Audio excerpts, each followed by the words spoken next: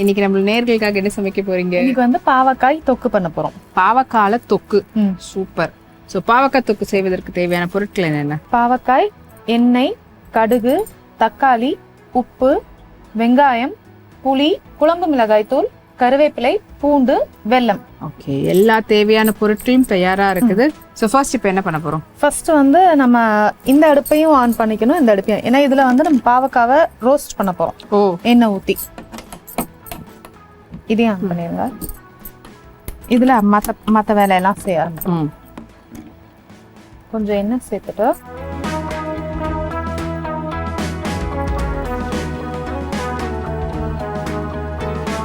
இதுல வந்து கொஞ்சம் ஒரு 3 கரண்டி அளவுக்கு எண்ணெய்.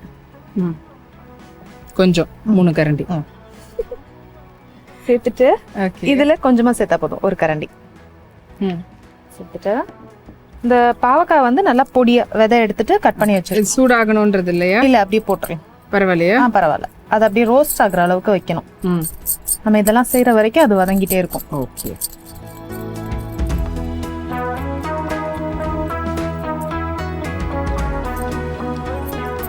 போட்டுட்டு அது லைட்டா அப்பப்ப மட்டும் வறுத்து விட்டுட்டா போதும். இதை வந்து வதக்கணும். வேற எதுவும் இதுல போட தேவையில்ல? ஒன்றும் தேவையில்ல. அது அப்படியே கொஞ்சம் நேரம் இல்ல ஒண்ணுமே தேவையில்ல, அப்படியே வதங்கட்டும். ஓகே. ஸோ கொட்டையெல்லாம் எடுத்துட்டு நம்ம வந்து பாவக்காவை நல்லா பொடியா நறுக்கி அதை வந்து இப்போ எண்ணெயில போட்டு சட்டியில வதக்கிக்கிட்டு இருக்கிறோம். அதாவது நல்லா வெறும் பாவக்காய் மட்டும் நல்லா வதங்கணும். ஸோ அதுக்கான டைம் வந்து கொடுக்கணும். அண்ட் இன்னொரு பக்கம் வந்து பாத்தீங்கன்னா சட்னி வச்சு அதுல வந்து எண்ணெய் விட்டுருக்குறோம். இப்ப தாளிசம்காக கடுகு சேர்க்க போறோம். ஒரு கொஞ்சமா கடுகு சேர்த்துட்டு இது நல்லா பொரியட்டும். எதுக்காக இதை நம்ம ஃபர்ஸ்டே சேர்க்கிறோம்னா அது நல்லா வதங்க அந்த தொக்கோட டேஸ்ட் நல்லா இருக்கும். கொஞ்சம் கசப்பு கொஞ்சம் குறையும். ஓகே. ரொம்ப கசப்பா இல்லாம கொஞ்சம் குறையும். அதனால அதுல நிறைய எண்ணெய் ஊத்தி வதக்குறோம். இப்ப இது பொடியா தான் போடணுமா இல்ல எப்படி வேணாலும்? பொடியா போடலாம், இல்லைன்னா ரவுண்டா போட்டீங்கன்னா கூட நல்லா திக்னஸா போடக்கூடாது, தின்னா போடணும். நல்லா தின்னா நைஸா, எவ்வளவு நைஸா இது பண்ண இந்த வெங்காயம் ரிங்கா கட் பண்ணும்போது அந்த மாதிரி கட் பண்ணா கரெக்டா இருக்கும். ஏன்னா இது தொக்குன்றப்போ ரொம்ப பெருசா இருந்தா ஹார்டா இருக்கும், கொஞ்சம் குட்டி குட்டியா இருந்தா நல்லா இருக்கும் சாப்பிட்றதுக்கு. இப்ப நல்லா பொரிய ஆரம்பிக்கி கடுகு பொரிஞ்சதுக்கு அப்புறமா நம்ம வெங்காயம் சேர்த்துக்கலாம். இது எப்படி திறந்தே இருக்கணுமா? ஆமா, அது திறந்தே தான் இருக்கும். ஏன்னா அப்பப்போ கலந்து விட்டுக்கிட்டா இருந்தா கரெக்டா இருக்கும்.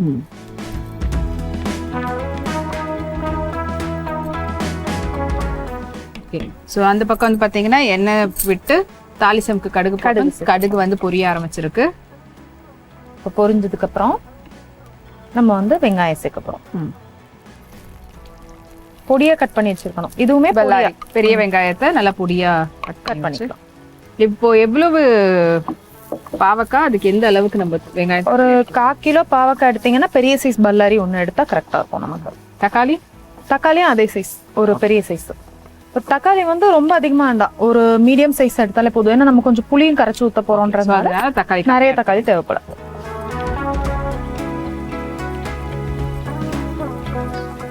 ஒரு பக்கம் வந்து பாவக்காய் வந்து வதங்குது. அண்ட் நம்ம எடுத்துருக்கக்கூடிய 1/4 கிலோ பாவக்காய்க்கு ஒரு பெரிய சைஸ் பலாரியும் ஒரு மீடியம் சைஸ் தக்காளியும் எடுத்துட்டோம். இப்ப வெங்காயம் லைட்டா வதங்கி வரப்போ இது கூட பூண்டையும் சேர்த்துக்கலாம். முழுசாவே சேர்த்துக்கலாம். ஒரு 8ல இருந்து 10 பல்லு பூண்டு இதையும் ஒண்ணா சேர்த்துக்கலாம். சேர்த்துட்டு இதையும் நல்லா வதக்கலாம். கூடவே கொஞ்சமா கருவேப்பிலை.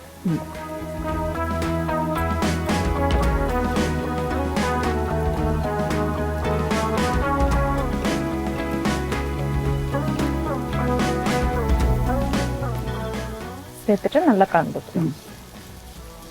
ஏன்னா பூண்டுமே கொஞ்சம் வதங்குறதுக்கு டைம் எடுக்கும்ன்றனால வெங்காயத்து கூட நம்ம சேர்த்துருக்கோம். சேர்த்துட்டு நல்லா வதக்கிக்கலாம்.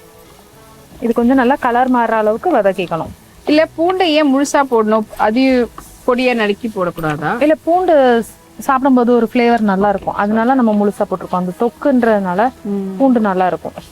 இல்ல உங்களுக்கு இல்லனா இடிச்சு கூட நீங்க தட்டி போட்டா அந்த ஸ்மெல்லும் சரி அந்த ஃப்ளேவரும் நல்லா இருக்குமே.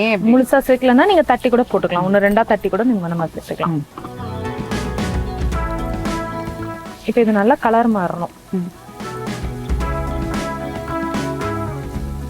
எனக்கு இப்போ இந்த தனியா எண்ணெய் விட்டு வதக்கிறதுக்கு பதில் ஏன் நம்ம அதுலயே போட்டு பண்ணக்கூடாது?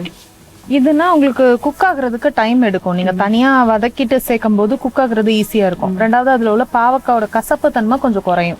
நீங்க டைரக்டா அப்படி சேர்க்கும் போது எல்லாத்துலயும் பாவக்காவோட கசப்பு அப்படியே நல்லா ரொம்ப அதிகமா தெரியற மாதிரி இருக்கும். ஏன்னா தண்ணி ஊத்தியும் நம்ம அப்படியே போடும்போது தண்ணி ஊத்தி லைட்டா தெளிச்சு வேக வச்சாலே போதுமா இருக்கும். ரொம்ப டைம் எடுக்கும் நமக்கு. இப்ப பாருங்க இது நல்லா வதங்கி இருக்கு.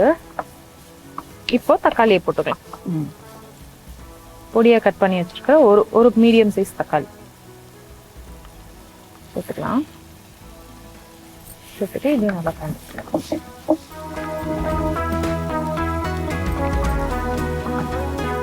இது நல்லா தக்காளி சாஃப்ட் ஆகுற அளவுக்கு வதக்கணும். ஓகே. ஸோ ஒரு பக்கம் வந்து பார்த்தீங்கன்னா வெங்காயம் தக்காளி வதங்கிட்டு இருக்குது. ஸோ வெங்காயம் வந்து வதங்கினதுக்கு அப்புறமா தக்காளியை போட்டு தக்காளியை வந்து நல்லா வதங்குறது அளவுக்கு டைம் கொடுக்கணும். இதுல புளியும் நம்ம போட போறோம்ன்றதுனால அதுக்கேற்ற அளவு தக்காளியை வந்து நீங்க பார்த்து எடுத்துக்கோங்க. அதனாலதான் பெரிய சைஸ் நல்ல வெங்காயம் எடுத்தீங்கன்னா அதுல பாதின்ற மாதிரியான அளவுக்கு தக்காளி எடுத்தா புளி தண்ணி ஊத்துறதுக்கு கரெக்டா இருக்கும். இப்போ புளி எந்த அளவுக்கு எடுக்கணும்? புளி வந்து ஒரு நெல்லிக்காய் அளவுக்கு எடுத்தா போதும். அது வந்து நம்ம கொஞ்சம் திக்கா தான் கரைச்சு ஊத்த போறோம். நிறைய தண்ணி ஊத்த போறது இல்ல. கொஞ்சம் திக்கா கரைச்சு ஊத்தினா சரியா இருக்கும் நமக்கு. ஏன்னா அதிகமா புளி சேர்த்தாலும் ஒரு புளிப்பு அதிகமாயிரும். இப்ப இதுல வதங்குறதுக்கு மட்டும் லைட்டா உப்பு சேர்த்துக்கலாம். ஓகே. மொத்த டிஷ்ஷுக்கும் இல்ல, வதங்குறதுக்கு மட்டும்.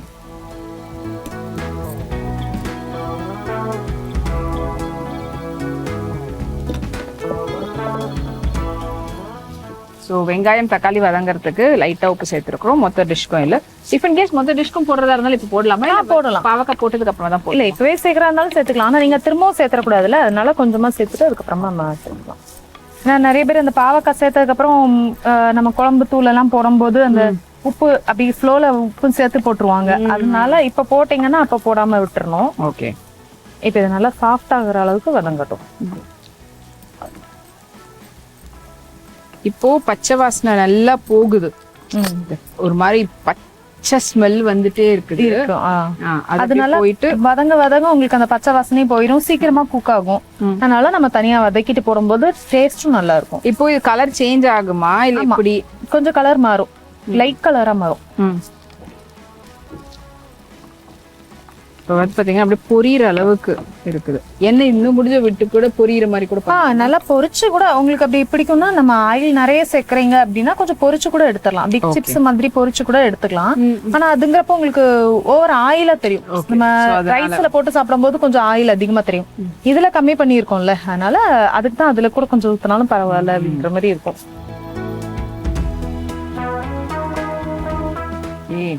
அப்படின்னா நீங்க ரவுண்ட் ரவுண்டா சிப்ஸ் மாதிரி பொரிச்சு எடுத்து கூட நம்ம சேர்த்துக்கலாம்.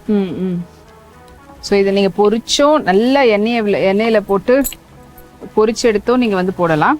ஆனா அது கொஞ்சம் ஆயில் இதுவா இருக்கும் அப்படின்ற பட்சத்துல இப்படி எண்ணெயை வந்து கொஞ்சம் மீடியமா விட்டு நீங்க இதுல வந்து வெறும் பாவக்காய் மட்டும் போட்டு வதக்கி அது கொஞ்சம் நல்லா வதங்கினதுக்கு அப்புறமா எடுத்து அதுல போட போறோம். ஸோ வெங்காயம் தக்காளி வதங்கிக்கிட்டு இருக்குது. இன்னும் கொஞ்சம் டைம் கொடுத்தா அது இன்னும் கொஞ்சம் நல்லா சாஃப்ட் ஆயிடும். இந்த பக்கம் வந்து பாத்தீங்கன்னா நல்லா வதங்கி வேக வர அளவுக்கு டைம் கொடுக்கணும். அண்ட் நல்லா சொல்றது ஒரு மாதிரி கோல்டன் கலர்னு சொல்றதை விட அந்த ஒரு கிறிஸ்பி வர அளவுக்கு நம்ம வந்து பாவக்காய்க்கும் டைம் கொடுக்கணும். வெங்காயம் தக்காளி பூண்டு கருவேப்பிலை இதெல்லாம் வந்து தாளிசம் பண்ணி கடுகு போட்டு வதக்கிக்கிட்டு இருக்கோம். நல்லா வதங்கி இருக்குது. இந்த பக்கம் வந்து நம்ம எண்ணெய் விட்டு நல்லா பாவக்காவையும் எந்த அளவுக்கு சுருண்டு வர முடியுமோ இங்க பாத்தீங்களா தெரியும். அந்த ரோஸ்டட் மாதிரி வரணும்னு சொன்ன பாத்தீங்களா, அந்த மாதிரி ஒரு மாதிரி கிறிஸ்பி டோனுக்கு வர அளவுக்கு வந்துட்டு இருக்குது. ஸோ அதுக்கான டைமையும் கொடுத்துருவோம். இந்த பக்கம் வந்து நம்ம அடுத்து என்ன பண்ணணும்? இப்போ வந்து நம்ம கொஞ்சமா தண்ணி சேர்க்க போறோம். கொஞ்சமா, அதாவது இது சாஃப்ட் ஆகுறதுக்கு. நம்ம ஏற்கனவே வெந்துருச்சு, வதங்கிடுச்சு. கொஞ்சம் தண்ணி சேர்த்தா அது வேகும்ல, அந்த தக்காளி வேகும்ல, அந்த அளவுக்கு. கரண்டி அப்படியே வைக்கிறீங்களா அதுல ஊற்றி? போதும். இந்த அளவுக்கு தண்ணி சேர்த்துக்கலாம். லைட்டா அது முங்குற அளவுக்கு இருந்தா போதும், ரொம்ப வேண்டாம். இது வந்து கொஞ்சம் கட்டியா தான் இருக்கும். இந்த பாவக்காய் தொக்கு வந்து கட்டியா தான் இருக்கும். ரைஸ் கூட அப்படி போட்டு பிசைஞ்சு சாப்பிடுற மாதிரி நல்லா இருக்கும். ஊறுகாய் பதத்துக்கு இருக்கும். ஓகே. இப்போ நல்லா இது கொஞ்சம் வேகட்டும். இது கூட நம்ம மசாலா மட்டும் சேர்த்தலாம். குழம்பு மிளகாய் தூள்,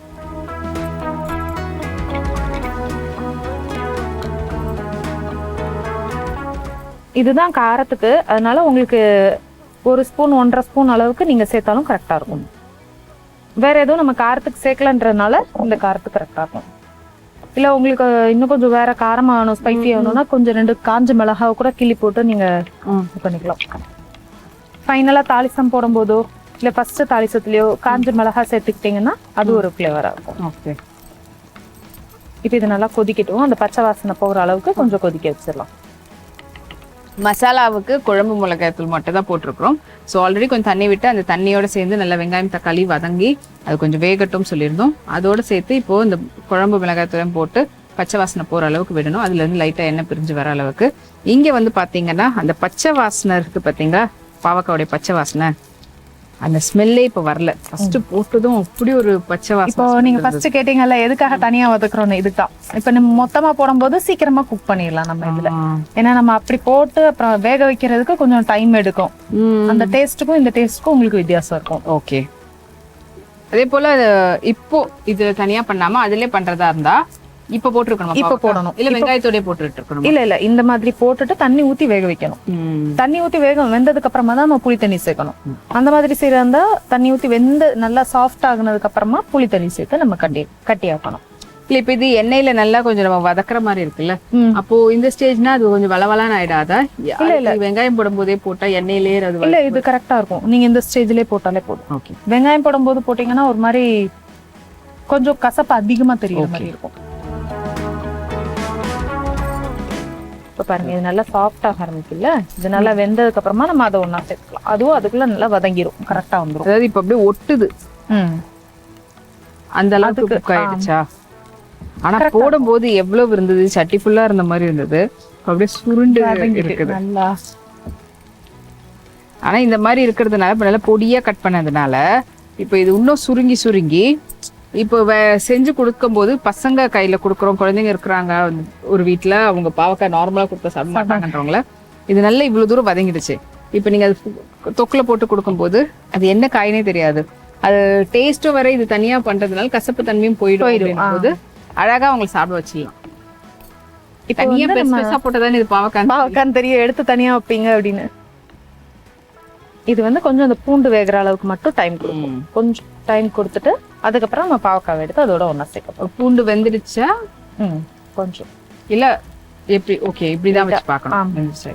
தண்ணி போதுமா, பரவாயில்லையா? அது இன்னும் கொஞ்சம் வேணாலும் சேர்த்துக்கலாம். நம்ம ரெண்டாவது கொஞ்சம் சேர்க்கணும், இப்ப வேணா கொஞ்சம் சேர்த்துக்கலாம். இது பாவக்காய் போட்டதுக்கு அப்புறம் மறுபடியும் பாவக்காய் போட்டதுக்கு அப்புறம் புளி தண்ணி தான் சேர்க்க போறோம். ஓகே. போதும். இது கொஞ்சம் வேகட்டும். வெந்ததுக்கு அப்புறமா நம்ம அடுத்தது சேர்த்துக்கலாம்.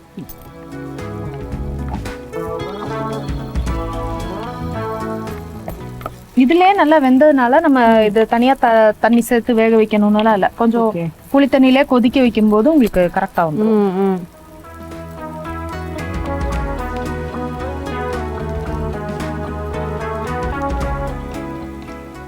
இப்போ நல்லா இதுல குக் பண்ணிட்டோம், அதனால அதுல ஜஸ்ட் போட்டு மிக்ஸ் பண்ணி புளி தண்ணியில கொதிக்க வச்சீங்கன்னா கரெக்டா வந்துடும். ஆனா பாவக்கோட எசன்ஸ் இருக்குமா? சூப்பரா வந்துடும். இருக்குமா? நீங்க சாப்பிட்டு பாருங்க, அப்ப தெரியும். ஏன்னா புளி தண்ணியில கொதிக்கும்ல, கொதிக்க வைப்போம். புளி தண்ணி ஊத்தி கொதிக்க வைக்க போறோம். இப்போ இதுல வேக வைக்காம புளி தண்ணியில கொதிக்க வைக்க போறோம், அவ்வளவுதான். சோ எப்படிதான் பாவக்காய் ஃப்ளேவர் வரும் வராம போயிடும்ன்றீங்களா? வரும்.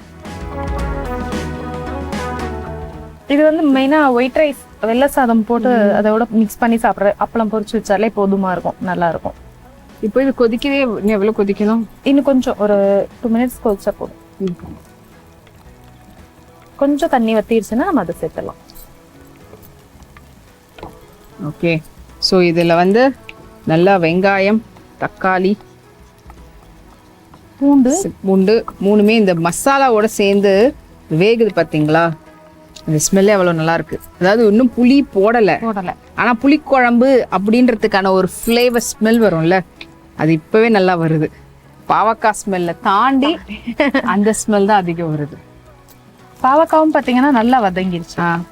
இப்போ இது இருக்கட்டுமா, ஆஃப் பண்ணிட்டுமா? ஆஃப் பண்ணிடுங்க, கரெக்டா வந்துடும். அந்த சூட்டுல இருக்கும்போது நம்ம கரெக்டா இருக்கும். நம்ம மண் சட்டின்றதுனால அந்த சூட்லயே நமக்கு இன்னும் கொஞ்சம் நேரம் அதாகும். ஓகே. ஸோ ஆஃப் பண்ணியாச்சு.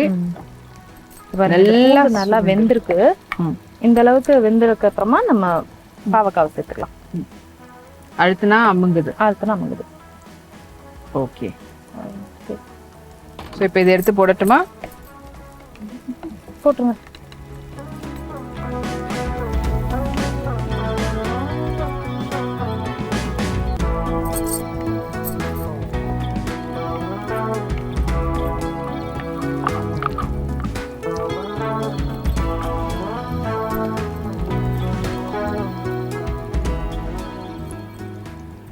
இப்போ எவ்வளவு பாவக்காய் இருந்தது, எவ்வளவு உண்டாயிட்டு பாத்தீங்களா? இதுக்கு நம்ம வதக்கி போட்டுறதுனால நீங்க அப்படியே முழுசா போட்டீங்கன்னா கூட இப்படி ஆகாது. முழுசா போட்டீங்கன்னா பாவக்காய் நிறைய தெரியும். இப்படி நல்லா கட் பண்ணி வதக்கி போடுறதுனாலதான் உங்களுக்கு கம்மியாயிரும். அப்படியே போடும்போது அது அப்படியே சுருங்காம அப்படியே இருக்கும். தனியா எண்ணெய் விட்டு வதக்கும் போது உங்களுக்கு அது சுருங்கும். அதுலயே பண்ணும்போது அப்படியே ஆகாது. இப்போ இதுல தேவையான அளவு உப்பு சேர்த்துக்கலாம். நம்ம ஃபர்ஸ்ட் வெறும் வதங்கறதுக்கு மட்டும் தான் போட்டோம். இப்போ இதுல தேவையான அளவு உப்பு சேர்த்துட்டு புளியை நல்லா கட்டியா கரைச்சு இதுல சேர்த்துக்கலாம். இது பாவக்கானே தெரியாத அளவுக்கு தான் இப்ப இருக்கும்.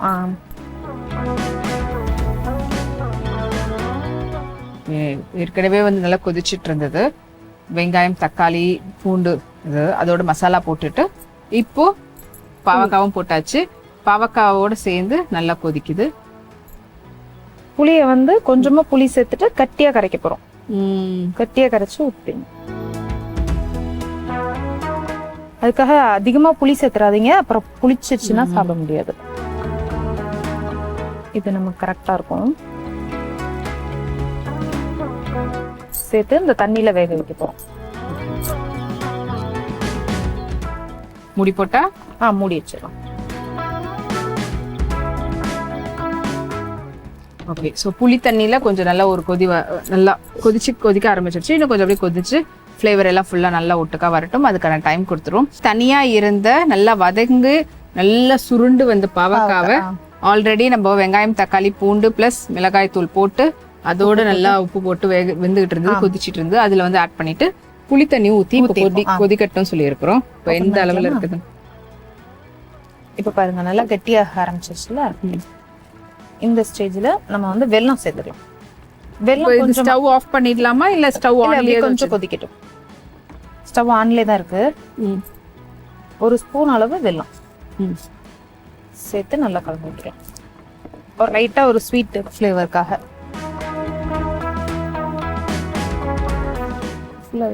கொஞ்சம் கட்டியாகட்டும். கொஞ்சம் கட்டியாக இல்ல கொஞ்சம் கொதிக்கிட்டு, அவ்வளவுதான். அந்த வெல்லம் கரையட்டும், அவ்வளவுதான்.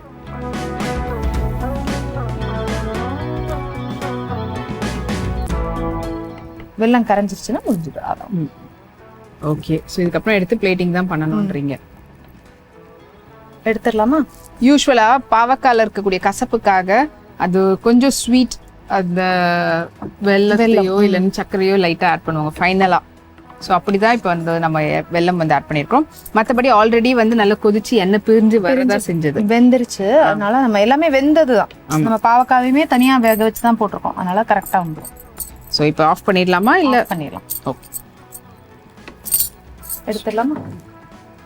சுட சுட பாவக்காய் தொக்கு. பாவக்காய் பூண்டு தெரியிற அளவுக்கு கூட பாவக்காய் தெரியல. பூண்டு தான் மெயின் இன்கிரிடியன்ட் மாதிரி அப்படி நல்லா பெருசா தெரியுது. ஆனா இது ஒரு விஷயம், ஒரு வகையில நல்லதுதான் வச்சுக்கோங்களேன். பாவக்காவை பார்த்தாலே அது டேஸ்ட் கூட பண்ணாதவங்க எல்லாம் இருக்கிறாங்க. ஐயோ கண் எதிர்க்க பாவக்காய் தெரிஞ்சிருச்சு, அது தொடக்கூட மாட்டேன் அப்படின்ட்டு. இப்போ இது பாவக்காய் தெரியாத போது எடுத்து டேஸ்ட் பண்ணிட்டு டேஸ்ட் பிடிச்சிருக்குதும் போது டெஃபினெட்லி எல்லாரும் சாப்பிடுவாங்க. ஸோ இப்போ நம்ம வந்து பாவக்காய் வந்து தொக்க டேஸ்ட் பண்றதுக்கு முன்னாடி எப்படி செஞ்சோன்ற செய்முறை விளக்கத்தை சுருக்கமா நேரில் சொல்லிடுங்க. வானலி நல்லா சூடானதுக்கு அப்புறமா கொஞ்சம் எண்ணெய் சேர்த்து குட்டியா கட் பண்ணி வச்சிருக்கிற பாவக்காவை சேர்த்து அதை நல்லா வதங்கட்டும், தனியா வச்சுக்கோங்க. இது வதங்கட்டும்.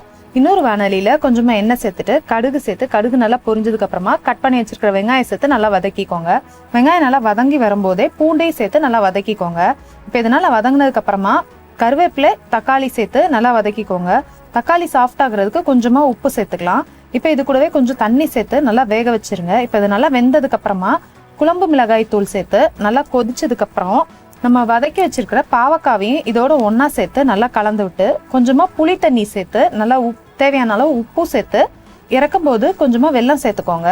இப்போ இதை வந்து நல்லா கொதிச்சதுக்கப்புறம் இறக்குனீங்கன்னா நம்ம சுவையான பாவக்காய் தொக்கு தயார்.